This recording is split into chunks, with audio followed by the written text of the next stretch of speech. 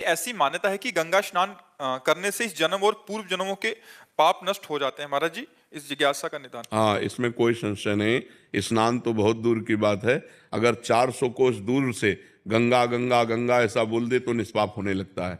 गंगा गंगा यो ब्रूयात योजना नाम सतैरपि। 100 योजन का मतलब होता है 400 कोस।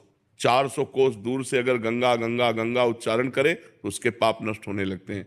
तो गंगा पापम शशि तापम दैन्यम कल्पतरुस्तथा। कल्पतरु गरीबी का नाश करता है।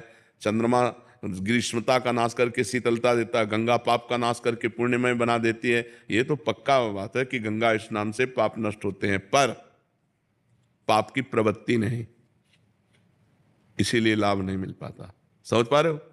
गंगा स्नान से पाप नष्ट होते हैं, पर पाप की प्रवृत्ति नहीं। भगवान के भजन से पाप की प्रवृत्ति का नाश हो जाता है। तो इसलिए गंगा को भी पवित्र करने के सामर्थ्य भगवान के भजन कर। तीर्थी कुर्वन्ति तीर्थानी, जो निरंतर भगवान के नाम जप में डूबे हुए, भगवान के ध्यान में डूबे हुए, वो गंगा में चरण रखते हैं तो गंगा निष्पाप हो जाती है। गंगा पाप हरण करने में परम समर्थ है, इसमें कोई संशय नहीं, पर पाप की प्रवृत्ति नहीं। पाप की प्रवृत्ति का नाश होगा अध्यात्म भजन के द्वारा। जब तक चित्त भगवान में नहीं जोड़ोगे तो गंगा नहा के आए और फिर पाप कर लिए तो लाभ क्या मिला? हाथी का स्नान।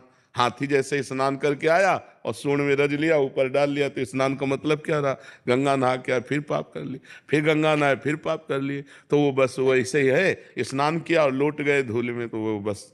तो पाप की प्रवृत्ति का नाश होना चाहिए, और वो नाश होता है भगवान के नाम जप करने से, भगवान की लीला कथा सुनने से, भगवान के भक्तों का संग करने से, भगवान की प्राप्ति की लालसा करने से। और जहाँ पाप की प्रवृत्ति नष्ट हुई तो आप जहां भी हो गंगा के समान पवित्र हो, गंगा के समान पवित्र करने वाले हो। सा तरति सा लोकान तारयति मम भक्ति युक्तो भुवनम पुनातु। लोकों को पावन करने के सामर्थ्य रखता है वो महात्मा, जो निरंतर अपने चित्त को भगवान में लगाए हुए है। जी।